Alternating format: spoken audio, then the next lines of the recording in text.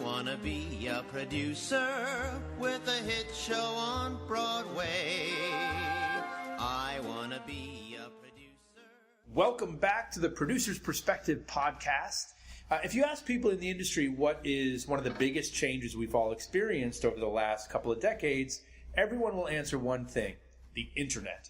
They'll answer that frankly even if they don't know what the internet is. But that's the one big change, the one thing that's changed the most, or the industry the most over the last couple of decades. And when you think about it, we're all living at a very unique moment in history since we all witnessed the birth of the internet, how it has changed the world, and of course the business of Broadway.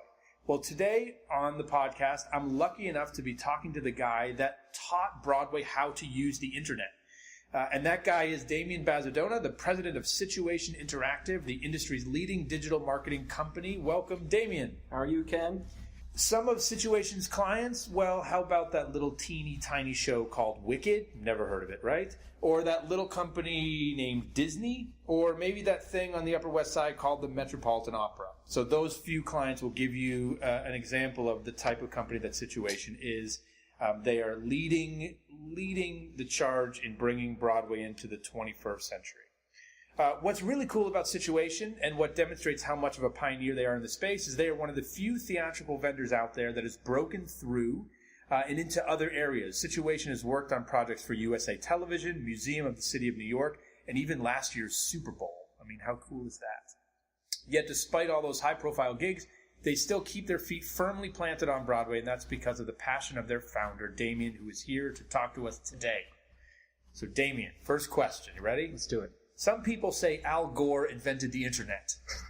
On Broadway, I actually like to think of you being the inventor of the internet.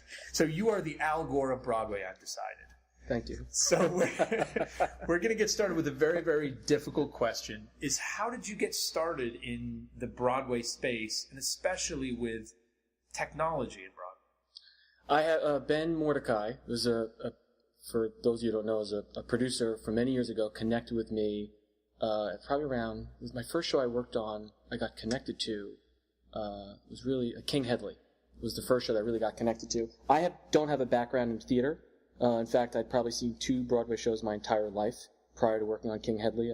I got tickets to Lion King, which I had to wait a year to actually see. I got them for Christmas, and then I couldn't go until the next January. That's how hot the ticket was. And I had seen Rent, and Phantom around that time, maybe 2 or 3 shows at most that I'd seen. My background is I've sort of been live. I'm a live entertainment junkie. It's been my DNA. And I was a DJ and promoted nightclubs when I was like 15 all the way to my early 20s. So it's in my DNA, live entertainment as a whole. So I tripped into, my connection into it was I was connected, I did some small projects in theater, but really King Hedley was the first thing that really drove me into the industry to learn about Broadway as a whole. And that really was my connector in. And I worked on that. And I remember, again, first I was the guy that wore the tuxedo to opening night. And there was essentially 3 people that wore a tuxedo. It was like August Wilson, me, and Ben Mordecai, because I thought you wore a tuxedo to opening nights. So I learned quickly. I was the guy that would get there. I got there a half hour early, because I thought you were supposed to. So I came in like true fish out of water. But have fell in love. It's my favorite. It's one of the best gifts that have happened in my life to have sort of been introduced to theater. And do you think your perspective about not being a theater guy has given you greater insight on how to better it in terms of its marketing? I think so. I mean, I think that yeah, I do. Because I feel like I'm not as connected, now I'm connected to the industry, but I'm connected to the people. I get a drive off of looking at the pulse of the audience. A lot of times where I sit in a theater, I want to be able to see the audience, feel the audience. That was what really drives me personally. I love the rush of the live experience. I think there's a certain piece, because I think most people aren't, right? Most people aren't as connected. Like, we're all on the inside. And I think most people aren't. And I think when you could talk to people, going to Broadway is a big deal for people in their lives. Like, so if you think about the average person that I know in the industry, they haven't bought a ticket on a ticketing system maybe ever.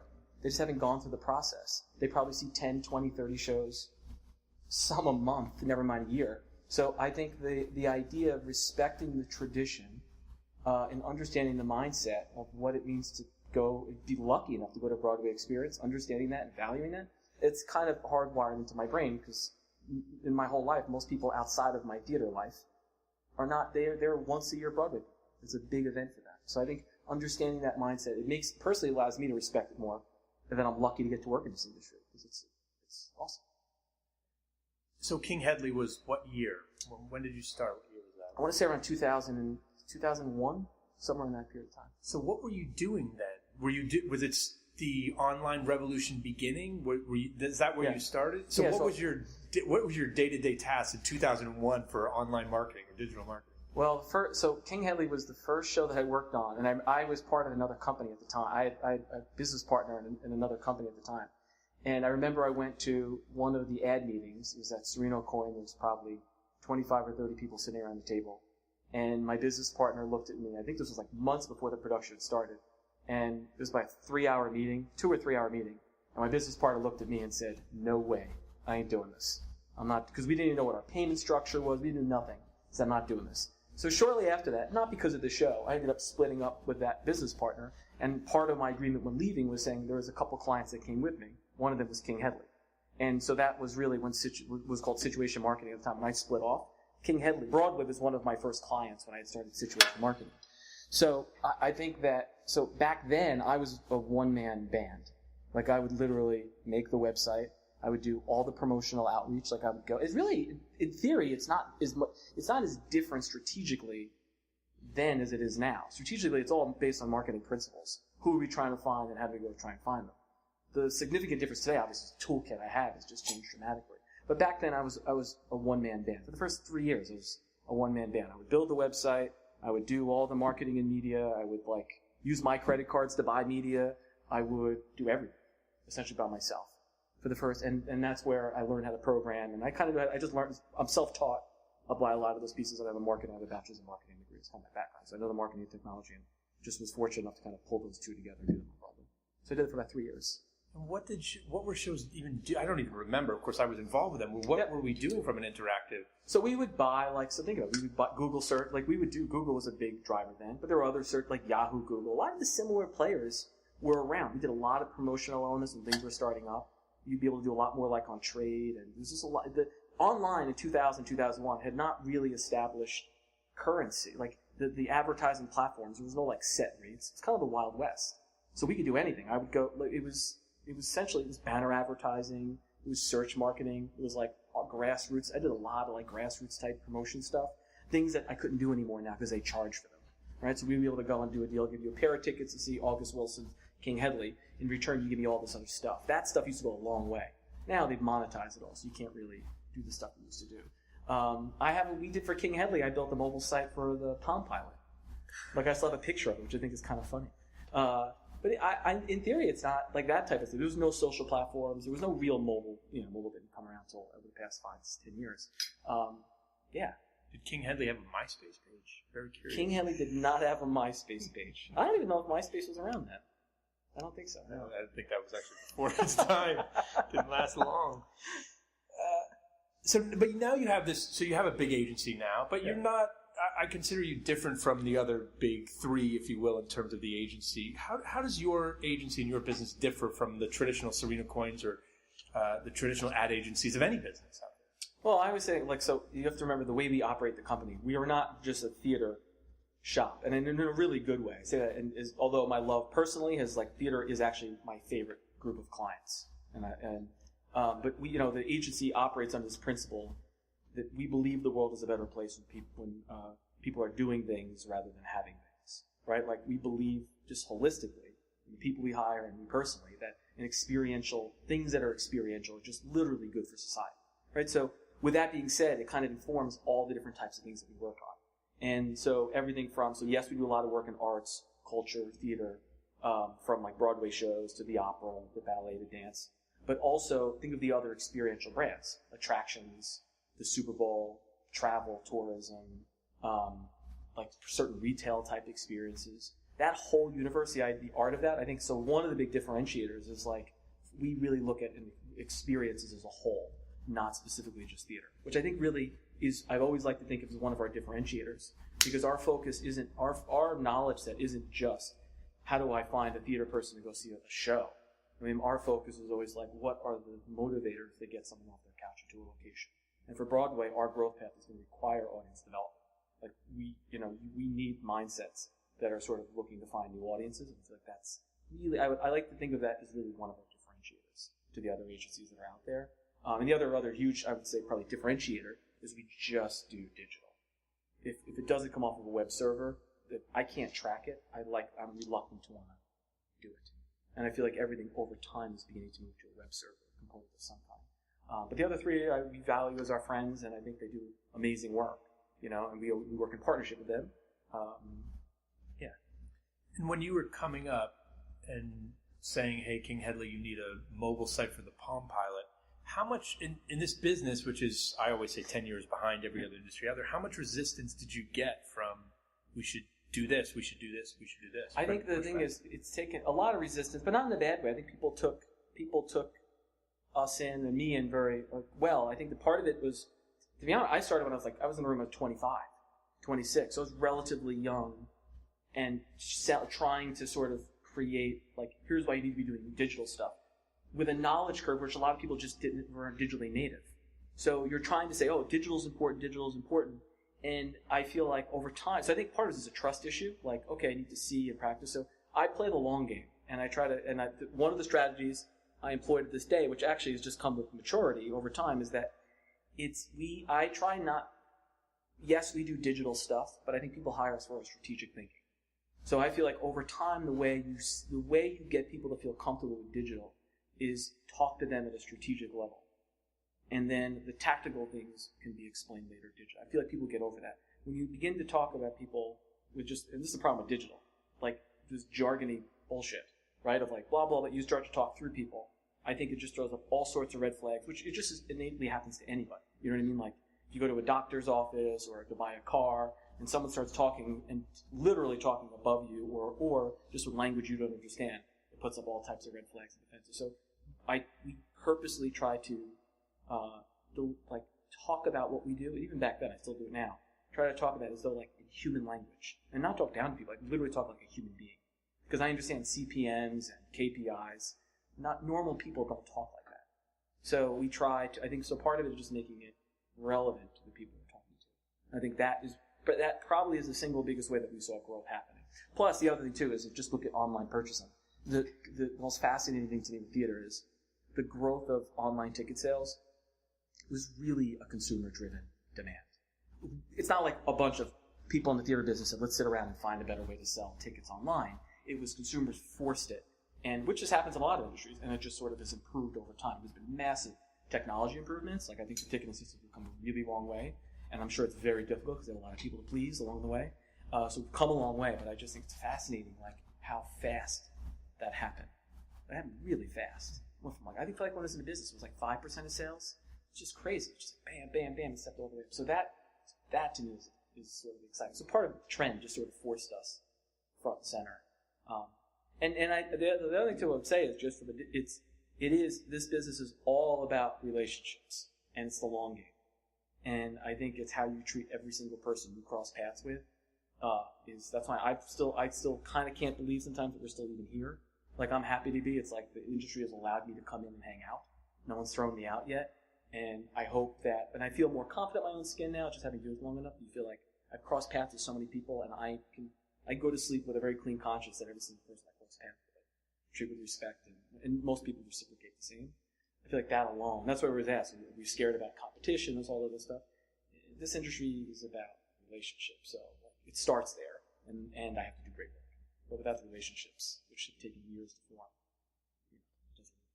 let's talk about some of that great work. Of the past decade or so, what have been some of your most favorite initiatives that you've pulled off here? Whether the one I remember, of course, the Next to Normal, tweeting the entire show out when Twitter was still kind of blowing up. But that's just one example. What are your favorite initiatives that you? Well, I think the Next Normal one was great for two reasons. One, the basic idea is just how do we take the script that we took the story of Next to Normal and literally delivered it through Twitter, which I thought was a way of when you're trying to bring new audiences to the table. I think the idea of bringing the actual show itself in a new form onto a new platform at that given moment in time is exciting. And the results showed it, like the amount of activity that got around that. I think that concept to me was very exciting. And then watching like to hit 1 million, we had more followers than Starbucks. It was crazy, like how fast that picked up. And it's like, you know, like you got lucky, right? So many things came together. That part was exciting. And also with David Stone, look, when we had the conversation about it, it was just great that we agreed up front that it wasn't about hard selling tickets. It was about storytelling, and the tickets would follow. It was just everyone was on the same page. So that to me I had such a great memory of, because it was an innovative thing. The producers supported it and really helped drive it, and the whole team got behind it. Like that just worked. I thought we put the camera in hair. We put a camera in hair. At the end of the show, everyone goes up and they dance. And I thought we had this idea of how to put the camera in where you can then every night record people dancing on a stage, which is like an amazing experience to say you dance on a Broadway stage. People pinch themselves. People do that. You know, so the idea of to have this video there to be able to record it every night and capture that, and then allow people to share themselves dancing on stage, add hair through social channels, and just watch that response. Like you saw traffic double, you saw a whole bunch of things happen. That was exciting to watch that play out. And also behind the scenes, Joey Pawns, a whole bunch of people pushed so hard to make that a reality. That took a lot of like, hey guys, we're going to throw a camera in the theater. How do you feel about that? Like a lot of people put a lot of effort to that. That to me is exciting. You have like all these people come together to do something big, because it opened the door to all other types of opportunities. So I'd say those are the two of my favorite. I think one of my other favorites is we worked on Reasons to Be Pretty, and Reasons to Be Pretty about sort of the whole. I think what does he calls? He says his girlfriend looks normal, normal or regular, whatever it was in conversation. But the idea of the show is about vanity and a whole bunch of other things. But during the show, we launched a social experiment, which I love this campaign for a range of reasons. Before the show started, we said the show's going to start. The voice of God comes on and says, normally it says shut your cell phones off. Ara said, before the show starts, we'd like to do a social experiment with you. Take out your cell phones and text the word pretty to 42903 to get started, and people texted. And then it hits you back with a question that says, on a scale of 1 to 10, how good looking do you find yourself? 1 being Carrot Top, 10 being Angelina Jolie. So let's just say you reply back with 7. And then it hits you back with another text message and it says, now look around the theater and pick another random person. And how good looking do you find that person? So you say 7 or 8, whatever you say. And then it says, great, now shut your phone off and we'll tell you and enjoy the show. And then as you walk out of the show, everyone gets a text message that says, just so you know, the average person found themselves better looking than the person sitting next to them. And what I love about that campaign, it got like that. On some nights we get 25% of the house playing. That is an enormous direct response number, like off the charts. But the thing that I've always felt this way about theater. I just feel like which is my hope is where I think things are going, that there's no relation. I wish the communal component, the communal conversation that's happening on pieces of work, I wish there were more platforms to share that community piece in real time talk. Like when I saw Doubt, I was looking around the theater and go, what did everyone else think? So imagine you can visualize that and show that in an interesting way that night of how the people, or you go to a show and you kind of go, who else is around me? Right? Like imagine you could tell tonight there was 34% of the theater was, whatever, from your hometown. Or like, whoa, tell me about the history of my seat. Tell me, there's something about that communal element that the curation of the audience is as important as the curation of the stage. And I think that, so, yeah, those are like some of my favorite campaigns. Anything that you remember that you loved and thought was really going to work and then just didn't? Anything that you were disappointed in and that, I often talk about, look, you never know. You come up with great ideas that don't work, or really ideas that you think are never going to work, and all of a sudden it explodes. Well, we did a test for Spider-Man, which where credit card free reservations, where the idea was they had an enormous theater and a fair amount of inventory that was going dead. So the idea was, well, what about if we allowed people to use their cell phone to text in, and essentially have, and we did on the website too, where you can reserve a ticket without putting down a credit card. And because it didn't really matter to me, if you were on the fence and you said, oh, I will reserve a ticket, the ticket was going to go dead anyway, right? So you're going to reserve a ticket. We thought this idea was kind of interesting because the average site only converts like 3-4% of the site. So you kind of go, you have 95% of people sitting on the fence.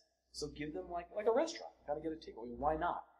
And we did an initial test. The response, if you entered in that reservation, the response, the percentage of you showing up was through the roof. And sometimes it was 50, 60%. You put your cell number in, you literally showed up at the theater like you said you were going to. And we were like, wow, this could be enormous. And we really pumped it, and it never hit the volume of people doing it that I thought it would have. I still think we're testing it now in different markets. I think there's something there. I admit sometimes I get fixated on an idea, and I can't get off of it, so I just kind of keep pushing, that I feel like I want to figure this out. But I think that's it. But I'd say 99% of ideas don't fulfill my vision of where it could be. But I'm good at sort of two things I think we're good at. One is we're very clear with clients on first trying to hedge the risk that we're doing. So we'll create an idea, but we'll find efficiencies to say even if this is a bust, there's still so many. Here are the opportunities that we're going to make sure that happen, right? And our clients know that in advance. So part of it is like we try. There's a lot of interesting ways, and I think you're amazing at this actually too. This idea of like how you can minimize risk on things. I think that's important because that's part one. And then the second thing is I have a very short memory purposely. I don't really give a shit about what didn't work. Like I care because I'm going to learn from the mistake. I know in the back of my mind instinctually what worked and whatnot. But I try. I feel like I'm on to I take it as a win that we lost because you kind of have to because the money's gone, the thing is spent. And as long as we were clear, I always say the same thing. If you're clear on a huge idea, just be clear of the risks up front. Because if I can talk to a client and go, here are the risks, we all know it, we're all in it, and if it's huge, great, and if not, so be it.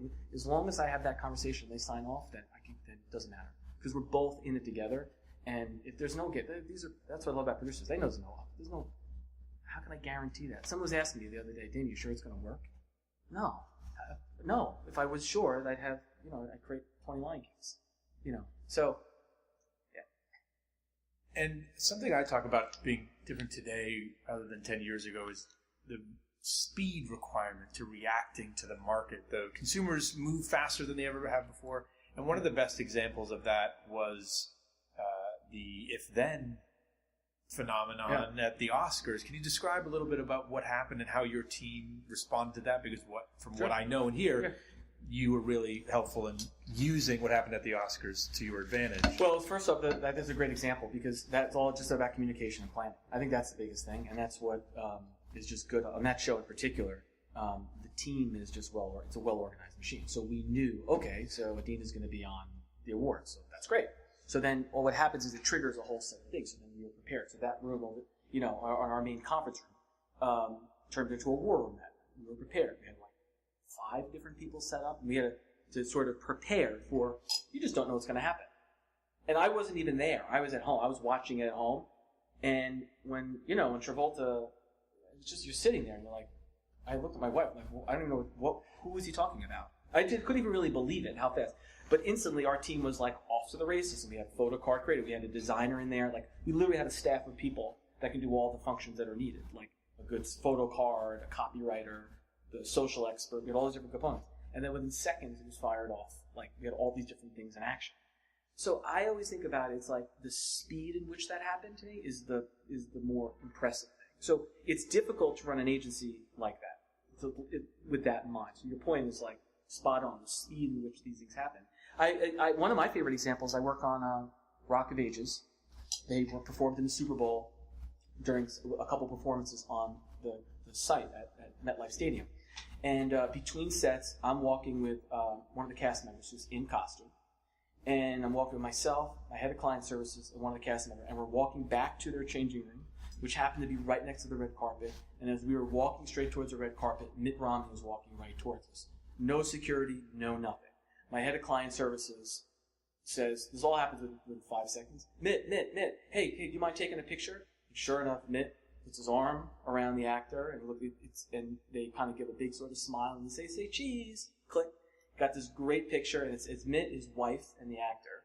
And within seconds, we had a post to Facebook. It was the left and the right coming together, and posted with it. I mean, that whole thing. So think about that. That was not that was my head of client services. It wasn't a creative strategist or something who took the picture, who had the insight. Jeremy said, I'm going to take this picture. The actor knew exactly what to do.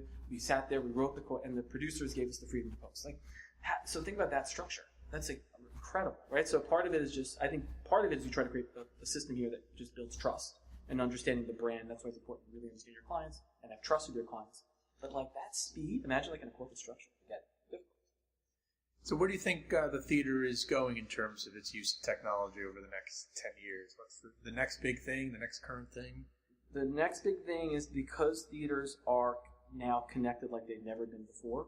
So in a whole range of ways. The fact that, look at variable pricing and how the speed in which that begins to happen, right? So even there's no like house boards that have like the price, the price. There's just literally, you got Wi-Fi in the venue, like all these different touch points have just literally changed the entire game. So the fact that we're more connected, I think what's exciting is the best is yet to come. So part of me feels like the in-venue experience, for example, is going to become just, there's a lot of opportunity there, right? So theaters now, by the end of this year, I would say about 75% of Broadway will be connected, like literally Wi-Fi connected. So think about what that means. That means you can go into a venue, you could now obviously get Wi-Fi like almost like a utility, like a bathroom or anything else. Like all these theaters are going to have that. But now all of a sudden, when you walk in, I can dictate, if you've been here before, let's just say you're a subscriber. We could say, oh, subscribers get exclusive content. They can order their drinks. You could do all these different things. You could do, because you're also, the way we're setting it up, there's like the actual internet speed, or like on a closed area network. I can have camera. You could do, the canvas is unlimited. So what we're trying to do is, how can we make technology enhance the experience? It's not really, I don't want technology to get in the way of the experience. And that's where a lot of the conversation goes to. People go, ugh, Wi-Fi in the venue now, everyone's going to be on their phones. It's actually, in many respects, the complete opposite. Because a lot of the clients that we work with, Wi-Fi goes on during certain periods of time. We shut the Wi-Fi off once the show starts. So it literally serves as a vehicle to tell people stop. And think about all the different things you could do. It's really exciting. So we've had a range of conversations of what that could mean. We've had a range of conversations of what virtual reality could mean, certain tests and trying. But I think we're going to this like canvas of like really cool testing, which is just about to start happening. Things we weren't able to do in the past. This idea of like the ability to how we have, it's really like the access to the data, which is kind of exciting, that we just never had before. The ticketing systems now have what are called, these APIs that allow these things to sort of send around. So I think the canvas, the speed of innovation, is going to start to really go quickly. That's the exciting part. And the venue owners are on board. You could get a sense that there's like this feeling of like, okay, we don't want to become irrelevant. And irrelevant could be, that doesn't mean, that's why I always get not nervous, but this conversation always goes to a place of, oh man, technology is going to kill the live experience. I fundamentally disagree. It will kill it if we allow it to kill it. If you use technology as a vehicle to improve it, it could and should be an amazing experience. So you obviously work with a lot of producers, and what I love about you, and you describe how theater is about relationships, and you have fantastic relationships with everyone in this business. You've managed to push the business into a new era, but at the same time, not piss anyone off in the process, which I think is amazing because you've helped the industry as a result of that. So you've worked with all these people. I'm sure you have your favorites and your least favorites. I won't ask you to name names, but not on the record anyway. Yeah. But tell me about what the characteristics that you think a good producer needs to function today, not 10 years ago. What today or even tomorrow's producers need in order to be great ones? Well, okay, so confidence. This is probably by far and away, if you ask me all the attributes, is confidence. Because confidence reigns in, it comes into everything.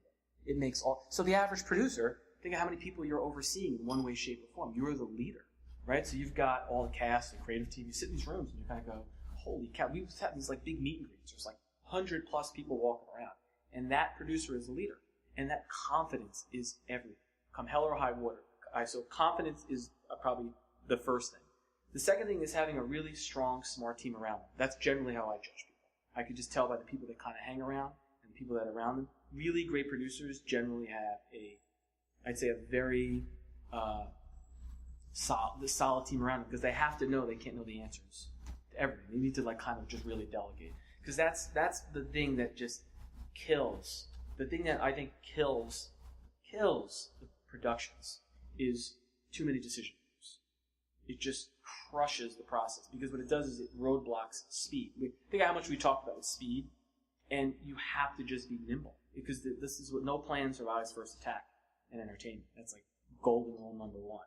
And then all of a sudden, you have these opportunities and these threats that just land on your plate. And the ability, you need to have an infrastructure and a team that sort of can go quickly and do what they have to do.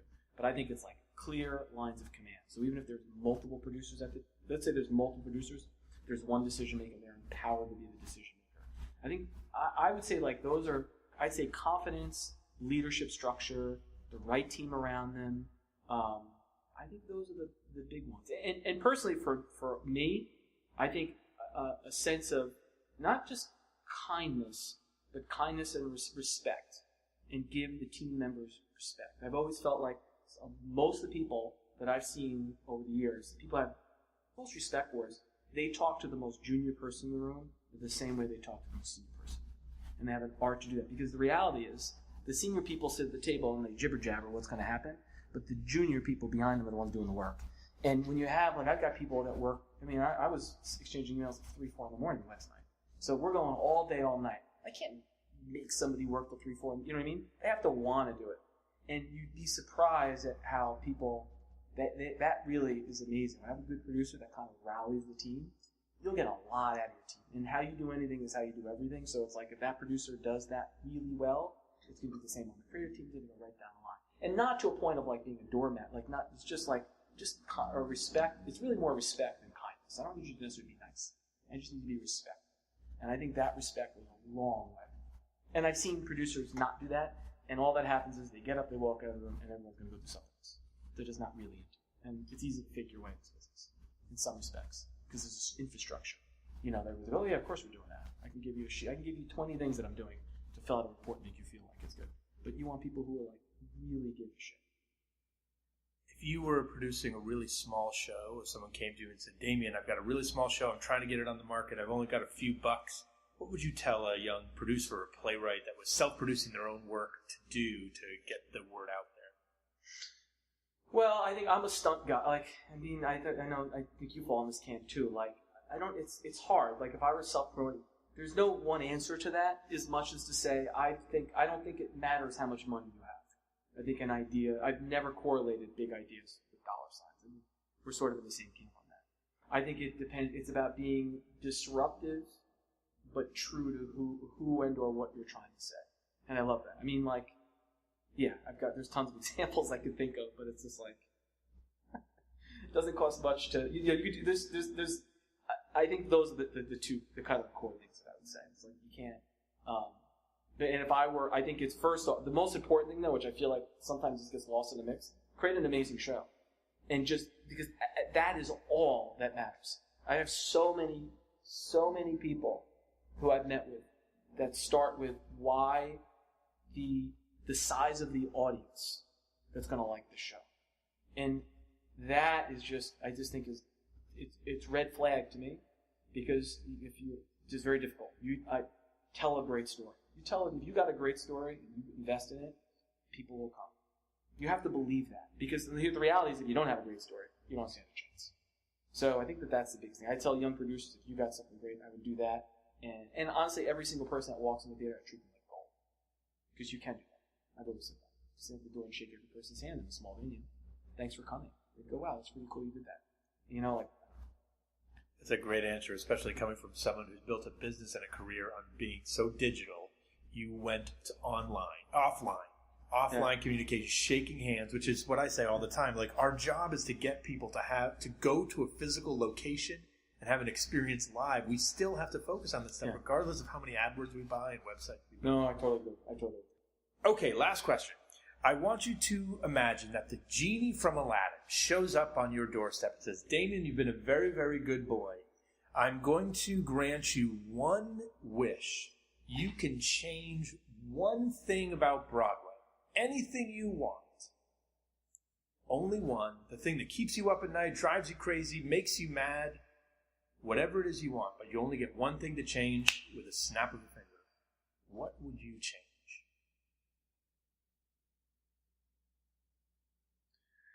That there's never an empty seat. And I have qualifiers to that. But I would say that it's the thing that makes me the most frustrated is the fact that we have as many empty seats as we have, when there are so many people who would they would give so much to have sat in that seat. And it just kills me. You see a show that's sitting there. You ever go to a show like in February, like right now, and you walk around and you see it, and you're like, this is just horrible. And then we work with a fair number of schools, and I could tell you, the teachers there, the faculty, the people in the kitchen, they would die to go see that show. And it just kills me that those seats just go dead. It's a waste. So I'd say that would be the one that I would change. Any ideas on how to do that? I do. I think we need to start recognizing. The first place to start is recognizing that 2 million seats are going to go dead every year. Period. Just is statistically the same every single year. It's flatline. Every year, 15%. I mean, 15, 14, 13, 18, 15% goes dead every single year. So if we accept that, then all of a sudden there is an argument to be made. You could start taking those 15% of tickets and take them off the rack and begin to think about these 15% of tickets from a point of view of audience development. Because it changes the dynamic. Because right now you're getting zero for it. So then all of a sudden it becomes the value, it's like the value of that ticket is based on the audience, not necessarily like on the ticket price. Right? So how do you value that audience then? So it's just kind of fascinating, because if you accept that, because it's just math, right? So the median show is going to have about 15%. So imagine you're a show coming into the fall. Would you take 15% of your inventory, taking it off sale, and you're going to charge your marketing and advertising teams to say, who is it that we actually want in on this show? Because again, in the back of your mind, these tickets are dead anyway. We're not getting these. Statistically, these would be gone. So all of a sudden it changes the dynamic. So that doesn't mean you need to give them away for free, but the conversation goes, oh, that's interesting. I want to get this type of person. I want to get this type of person. And right now the barrier for those people generally coming is, we have a ticket price that they don't value. Yet we want them in the venue. So flip it around, you kind of go, how much am I willing to pay for that person? It doesn't have to be. It's all incremental. It kills me. And that model, I think it should be very interesting. So then you start to go into these different markets, and that to me is the path for audience development. Because you start to look at that and you're going to go, wow. All of a sudden, I literally have conversations with people. I'll say, I want to buy a ticket. I'm raising money to buy tickets for a show. And they'll say, our student rate is $45 a ticket. And I'm like, I could drive a truck through your orchestra. But I can't get you the 45, or I'll get you the 45, whatever it is. But the reality is, I know I'm not the only person. They're turning away people for no reason. And I understand why, because there's a feeling as though it's going to distress other portions of the ticketing ecosystem. Lost revenue. We got to stop that. And also, the way we currently, I can go on this forever, but the way we think about audience development is like, it's last minute. So we're going to have tickets next Thursday. How can we get seats in the venue? How do we get people in the venue? And it's just crazy pants to me, because I could have told you that a year ago. And there is a small chance, that you might be that hot show that defied that.